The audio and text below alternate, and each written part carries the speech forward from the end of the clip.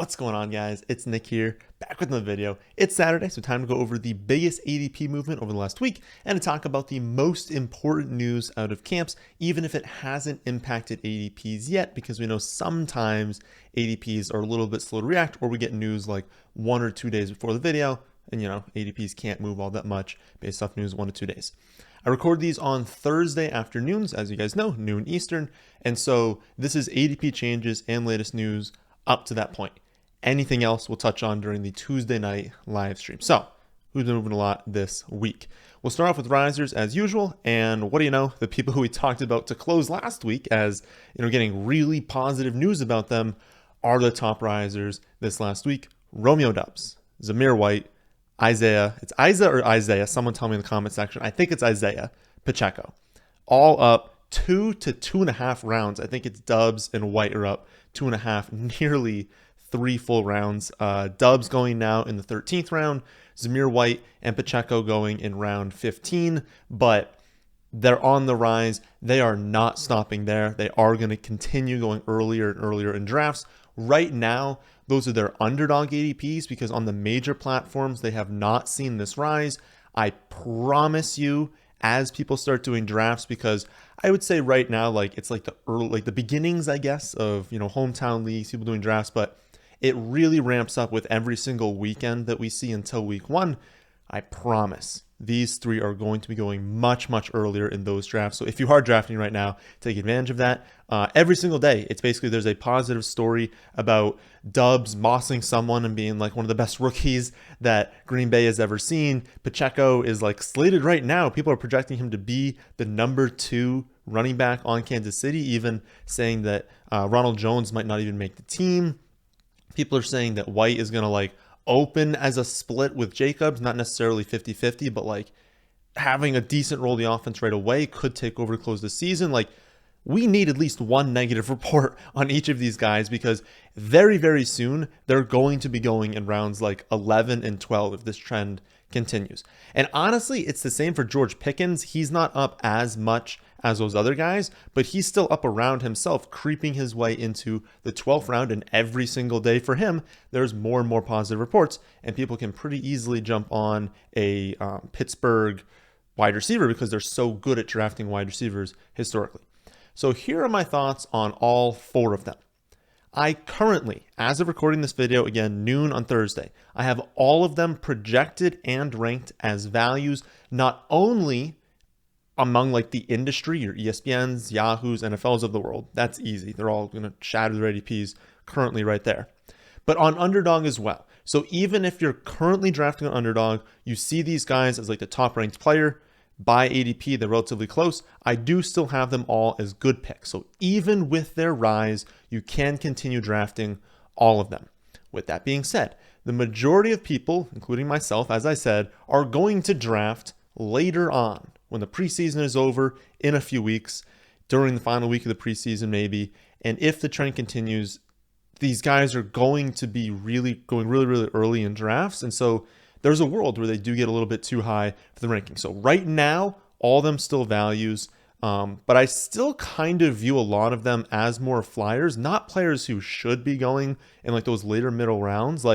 We see Christian Watson hasn't yet returned to camp, but Lazard is still there. He's likely going to be the one. We know the Packers are going to heavily feature their running backs. They're going to be a low volume passing attack. And so I think Dobbs, again, right now, fantastic pick. I don't think I could see myself ranking him anywhere earlier than the 11th. If he starts to make his way into the 9th, the 10th round, I think that'll be too early for him. So right now, I think 11th round for Dobbs is probably the earliest I'd go there. Pickens, I could see taking him a tad earlier than that because he was a better prospect than Dobbs coming out. There were some players who thought Pickens was the most talented wide receiver in this class, so he does have a lot of potential. So I could see myself, again, taking him a little bit earlier, but he doesn't have Aaron Rodgers throwing him the ball. He's got absolute trash at quarterback. He has more competition for targets with Deontay Johnson there, and so maybe 10th round for him. Again, I wouldn't take either of those 2 in the single-digit rounds. You guys know I love Zamir White. He was featured in videos starting way back in May. I thought he was a phenomenal pick in the last round. He's going earlier and earlier. And I do still think that Josh Jacobs is still going to be the lead back. And I do kind of think for the whole season, it might take an injury for White to take over. So another player that should be going around the guys like Khalil Herbert, like Alexander Mattison, like in that range of handcuffs. If he goes earlier than that, that's where we're going to have to pump the brakes on him. So that's what, like that, like 11, 12 kind of range. And then Pacheco, very, very similar. He should be going in that range where Clyde is clearly the running back one, but Pacheco's having a great camp.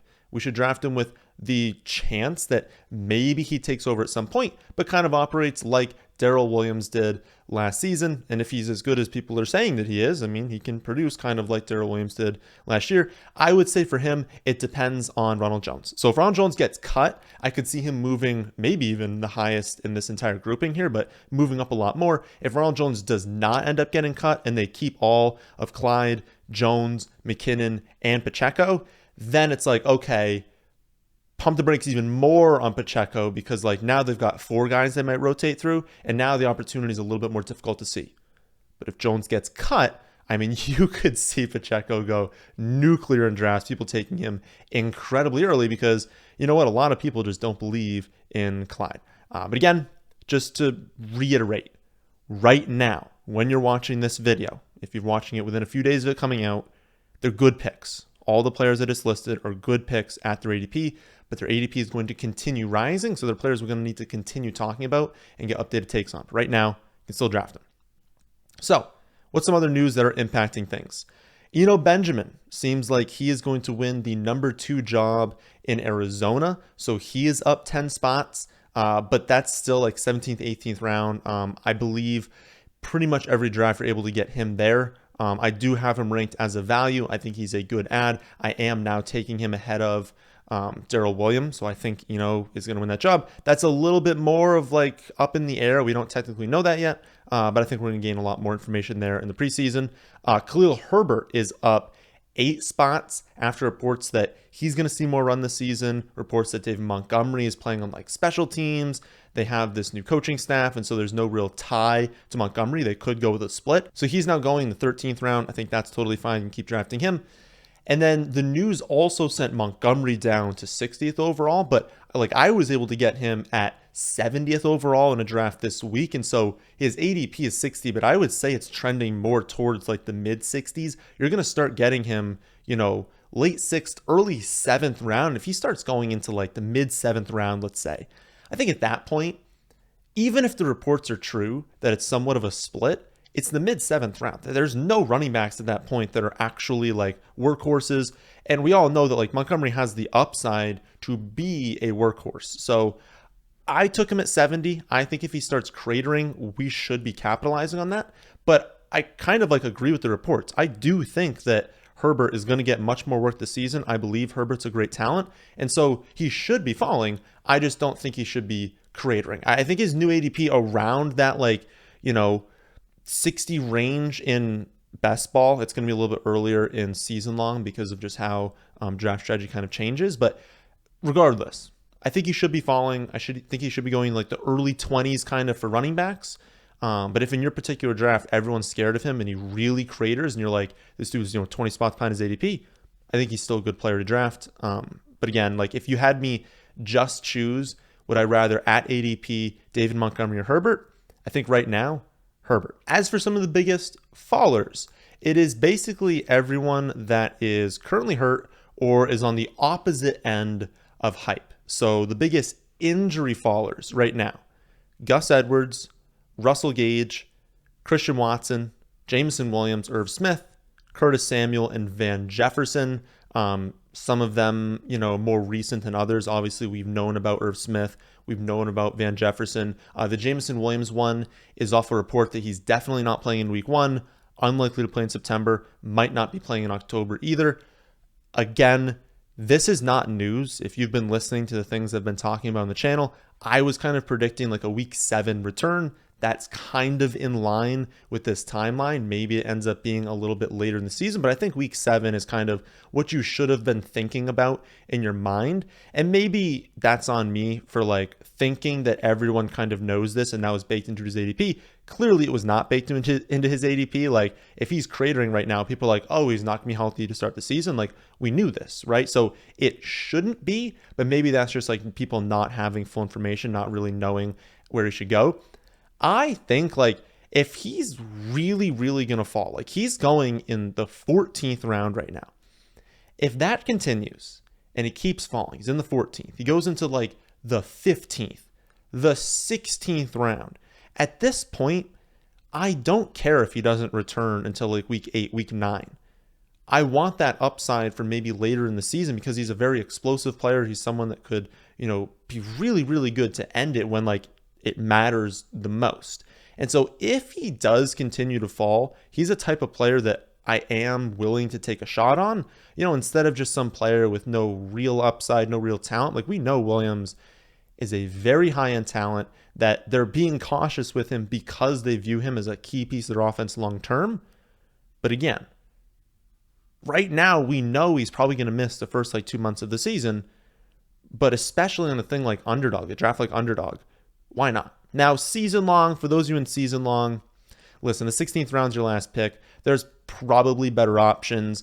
And for you to waste a bench spot on Williams in a season long format, knowing he's probably going to miss the first 2 months, like I get it. You could just put him in the IR spot and then add someone, but you're probably going to need that IR spot at some point early in the season. And so maybe I'd shy away from him. And like, maybe it's like week 3, week 4, you're good with your roster. You have that spot on your bench to add him and put him in IR. That's what I'd probably do. I don't really think in season long at this point, we need to be attacking him.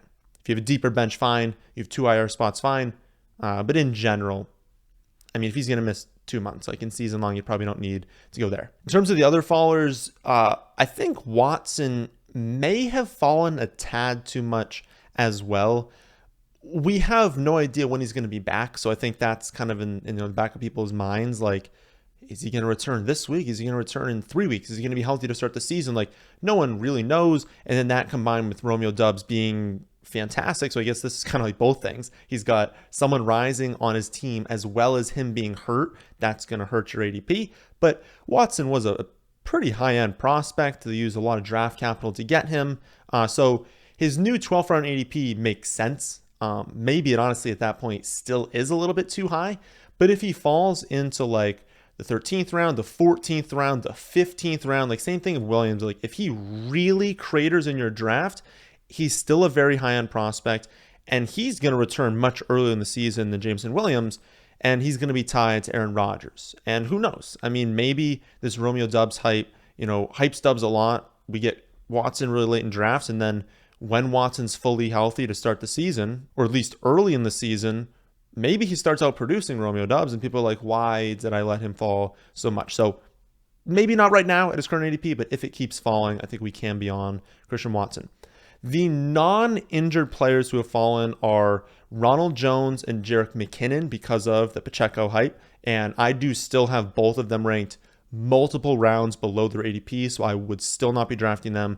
I don't think, no matter where they go in drafts, I wouldn't take either of them.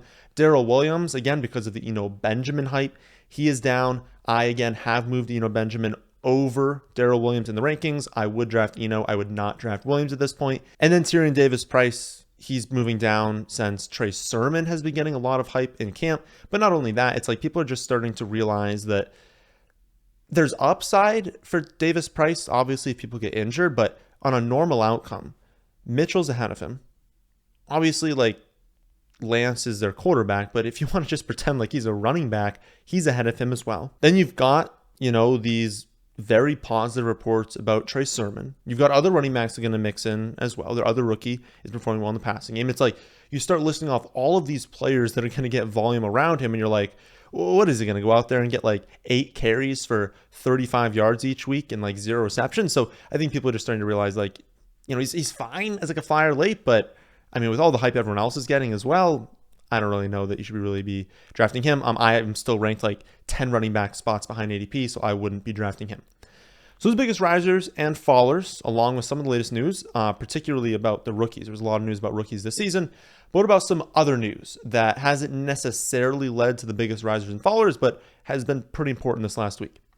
Kyle Phillips seems to have the Titan slot role on lock. He's been incredible in camp. Some people have said he's been like unguardable at times out of the slot, and Tannehill has been leaning on him in key situations. Phillips is never going to be someone you're consistently starting, so understand that like when Woods is healthy, he's ahead of him, and Treylon Burks is like a vastly superior wide receiver. Like he's going to be better than him. But there's a role for, I would say, more on Underdog. Like again, in a season-long format, like there's so many wide receivers that are good. I don't know that you need to go there. But in like the 17th, 18th round on Underdog, there's a role for someone who's going to be a starting slot receiver that has reception upside potentially in some games. I think there's a role for someone like Phillips. And so I have him like well ahead of his ADP. His ADP actually isn't even being drafted in Underdog. I think you should be taking him around like 17, 18. I think he's going to perform a lot better than people think this season. Season-long leagues, redraft leagues, you probably don't need to go there. Michael Thomas is having yet another fantastic week. That makes sense. He is Michael Thomas. You don't just break the single season receptions record if you're not somewhat talented. And he looks fully healthy off of the ankle injury, which also makes sense. He's had 1 billion years to recover from it. I'm going to continue ranking him ahead of his ADP, which is climbing, but not fast enough for the type of player that he is, the type of upside that he does have. There could be a point where I don't have him ahead of ADP if it really skyrockets into like the top 20. But until that happens, like he's still a phenomenal pick. Rondale Moore is expected to assume the Christian Kirk role as well as play like running back. Like he's not actually going to like he's not going to be Deebo Samuel, right? But he's going to get some end arounds. He's going to lap in the backfield. Like he's going to get carries, obviously. And so I think that has people a little bit excited. I'm going to play the wait and see game. Like we saw hype on Rondale last season. We saw hype on him in season. It never really translated into anything. They had no idea how to really use him. So I want to see what are they doing in the preseason? What are like the first team snaps like? What are kind of reports in like week 1, 2, 3 of the preseason? How does he look in joint practices? Like I want more information before I'm going to rank him as like a top 50 player. So I think he's fine, but like he's not someone I've really been considering in drafts right now. So I'm kind of out on him until we get better information about him. Melvin Gordon, missed practice on Wednesday with a foot injury. They seem to think it's minor, but they also haven't really told us anything. I actually think you guys are going to know when this video gets released. So again, recording this at noon on Thursday. I think later on Thursday, on Friday, maybe during the day on Saturday, like we're going to learn something. Again, it seems minor, but this is like a really big one. Like if he's going to miss any sort of time, those are weeks that Javonte Williams is a locked and loaded, like high-end running back 1. And so, especially because he goes, talking about Javonte Williams here, in that like late second, early third round range, like he shoots up into a first round pick if Gordon misses time. Again, it doesn't seem like it's anything. Follow me on Twitter. Keep checking the updates channel in the Discord. If you have all in, you have access to our premium Discord. Like, keep up to date on this one. I don't think it's going to be anything, but we'll see. We'll kind of get news there. The Julio hype train is really starting to roll right now with Julio. I think it was Leonard Fournette had some positive things to say about him. That's another one. Makes sense. He's Julio Jones. Sometimes we're underrating these phenomenal wide receivers because of these like things we have in our head, like Julio can't stay healthy. Who cares? He's the 55th wide receiver off boards right now. I have him at 50, but he's got room to kind of go up from there because of the Russell Gage injury. That one seems minor as well. They don't seem too concerned. Again, we're a month out, so people who are picking up these like little injuries, unless someone has like, a high ankle sprain, or they have like a mild hamstring pull, like something like that, that's when I get concerned. But people who are just like kind of banged up that might need a week or two to recover, it's like you have a month, right, until the first week of the season. And so don't overreact too much to injuries. But I'll say, like, if the Gage injury turns out to be anything, like obviously that production is going to go to Julio. So keep that in the back of your mind as well. A.J. Brown has apparently looked phenomenal recently. To be fair, there's all these reports that he's just like dominating the target share. It's like, well, yeah, Devonta Smith has missed like 5 or 6 days in a row in practice as of recording this. I'm hoping we also get news. So hopefully when you're watching this, like Melvin Gordon has returned to practice and so has Devonta Smith, and we can just like breathe easy as far as those situations are concerned. But we don't even know what really the injury is with Devonta Smith. We don't know how much time he's going to miss. This is another one where it seems like they're fine with it. They're like not concerned, but if he doesn't return to practice next week, I'm going to be concerned because we don't know what it is. But again, I think we're going to find out soon. So hopefully you guys already know when you're watching this. But yeah, back to Brown. Like every time that Hershaw's back, like it's Brown. It's Brown between the 20s. It's Brown in the red zone. He's a great wide receiver. He's going to have a phenomenal season. Another one. So we're paying attention to the news on Melvin Gordon, the news on Devonta Smith. Pay attention to the news on Deshaun Watson. Again, I recorded these at noon on Thursday, but the Browns play on Friday, I believe. They have a Friday night preseason game. And I really do not think the NFL wants Deshaun Watson on the field at all this season, even in the preseason. So I would not be shocked if we got news about the appeal before then. We obviously are just going to talk about whatever happens on the Tuesday night live stream, but I wanted to mention that because there's for sure a chance that they have made a ruling between when this is recorded and when it's posted. My guess is still that he's suspended for the whole season, but we need to see, and that's going to have a major impact in drafts. But speaking of the Browns, Kareem Hunt has also requested a trade, but his request was denied by the team. Now, that doesn't really matter. It's not like they're just closing the door on a trade, and if a player wants out, a lot of times teams might kind of find a way to make that happen. I do think that there's a chance that he gets traded, but it really depends on what the team feels about Ernest Johnson and Jerome Ford. So if you want to kind of like speculate here, look for articles, look for news that are like hyping up Ernest Johnson, hyping up Jerome Ford. Like if we get, reports from The Athletic that like both of these guys are crushing camp, they're doing really well, they perform well in the preseason, well, that boosts the chance that Kareem Hunt gets traded. And so maybe you should start drafting Jerome a little bit late on things like Underdog, maybe honestly even a redraft league, last round for Ernest Johnson. Like there's a lot of upside there if Hunt does get traded away. As for Hunt, I don't think you really care at this point, like draft him exactly where you were, because if he gets traded away, well, the team that's trading for him is going to use him, obviously. And there's no teams out there that are like truly lacking any sort of running back unless there's a big injury. But honestly, just draft him at the same spot because he's probably going to have like a similar value on a different team. Now, if someone goes out there and tears their ACL and a team is desperate and then they go get Kareem Hunt, that's when his ADP can go up. So I would say his ADP probably can't fall too much, but it depends. He could still get traded to a team that's really not going to use him all that much. I would be a little bit surprised. So you can speculate on this one, but we don't have any real information there.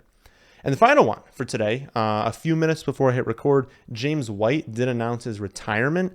I am very confident that the market is going to overreact to this one, which is extremely unfortunate because Stevenson was a fantastic pick before this news.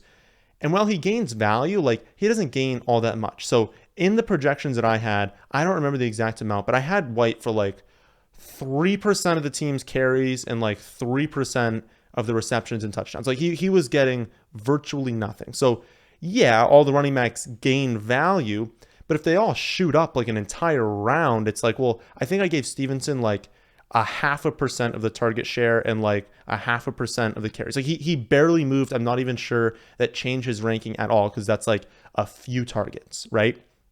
I was already not projecting James White to really do anything this season. I gave some of that workload to Ty Montgomery. I gave some of it to Pierre Strong, who are now the most likely to fill that like satellite back role. But again, this actually doesn't change all that much in the rankings because I was already projecting him not to play that much. But the ADPs are going to be different because now people are going to be looking at Stevenson being like, oh, no James White. They're not even going to think about Ty Montgomery or Pierre Strong. And they're going to be like, now Stevenson's locked in to the receiving role. It's like, yeah, I think he can get there, but I wouldn't say he's locked in. They're still going to use these other two running backs. So bit of an unfortunate situation. Hopefully we kind of stocked up on enough Ramondre Stevenson. Hopefully he doesn't go up in ADP, but I think the market's going to react very strongly, very positively towards him. So those are the latest news and ADP updates from about the last week as of Thursday at noon. Again, if anything happens between now, recording Tuesday night, like during the live stream, I'll go over everything. You guys can ask me all the questions there. Again, live Tuesday night, 8 p.m. Eastern on YouTube. But you can also follow me on Twitter at NickSalikFFA. I'll tweet things out as they happen. And you can check the latest news channel in the Discord, which everyone who has All In on the website has access to. I'll be back tomorrow to go over wide receivers on Underdog I would not be drafting. Monday for another episode of Mock Draft Monday. And then Tuesday for that live stream, 8 p.m. Eastern on YouTube. That, my friends, is the end of this one. Hope you all enjoyed. If you did, how about hitting the like button? And how about subscribing to the channel if you're new here? Thanks for watching.